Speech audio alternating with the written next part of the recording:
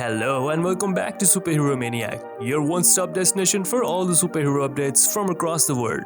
Marvel finally dropped the trailer for Thor Love and Thunder and it is awesome. The trailer is filled with comic references and is surely a real treat. So today we are breaking down this trailer and bringing you all the small details that you might have missed. Let's dive in. The trailer kicks off with Gorr telling the story of Thor to a bunch of blue alien kids on a distant planet. This is the same planet we saw in the teaser, where the Guardians of the Galaxy along with Thor went to save its inhabitants. In the background, we can see the tree under which Thor was meditating in the first teaser. Going by the comics, this planet might be Indigar, a planet in the Thor God of Thunder comic series which is also inhabited by blue aliens. Thor goes to Indigar and finds out that their gods have forgotten them and the people are living in misery. On ascending from the heavens, he sees that gods have been butchered by Gorr, who is also the main villain of this movie. We see a montage of Thor's transformation from fat to fit. We can see him in the Guardians of the Galaxy, but Gamora is not there. We also see Kraglin, one of the Ravagers on the ship. It seems like after the events of Endgame, Thor has decided to take some time off, travel and discover himself, but his plans will be cut short by Gorr. We next see Thor in Asgardian warrior costume, one of my personal favorites, fighting some creatures on the new Asgard. These creatures seem to be the Black Berserkers who are Gorr's minions in the comics and whom the old Thor fights for 900 years in the comics. Thor sees Mjolnir come towards him only to fly away back into the hands of Jane Foster, aka the Mighty Thor. The Mjolnir is the same Mjolnir that Hela crushed in Thor Ragnarok and is held together by some magic. Maybe Jane picked who has been researching about Thor and found a way to put the pieces back together.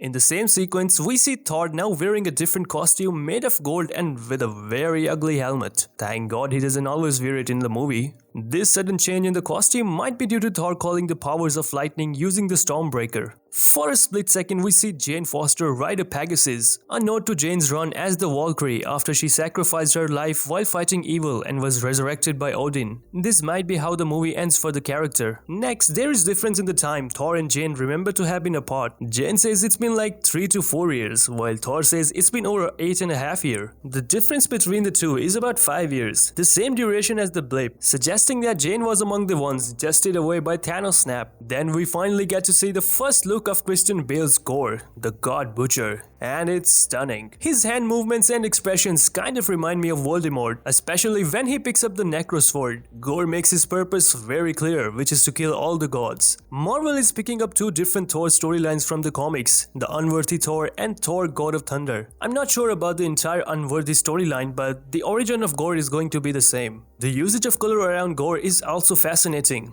We mostly see black and white colors around him except for his eyes, which glow from the power he gets from the Necrosword or from absorbing powers by killing gods, or maybe his people just have yellow eyes. Even during his fight sequences, we see only Valkyrie and Thor colored while the rest is black and white. We see Thor on his chariot being pulled by his pet goats from the comics, Tooth Gnasher and Tooth Grinder. He connects the Stormbreaker to the ship and the ship flies with a rainbow trail looking like the powers of the Bifrost.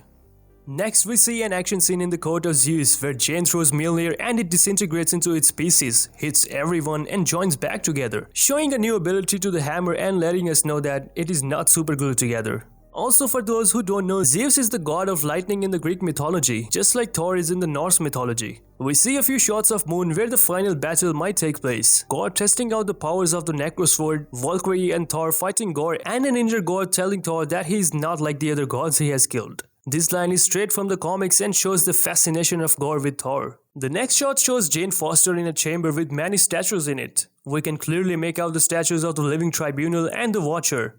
This is the third time the Living Tribunal is appearing in the MCU, after the decapitated head in the Loki and during multiversal travel in the Multiverse of Madness. Marvel is establishing the character and we might see him in live action soon. This was my breakdown of the trailer covering all the important Easter eggs and hidden details. The sets and costumes look amazing and the trailer has got me excited about the movie. I just hope Marvel keeps some mystery and doesn't reveal everything in the future TV spots as they did for Multiverse of Madness. Tell us what you think of the trailer, subscribe to the channel for more such superhero content. Till then, signing off.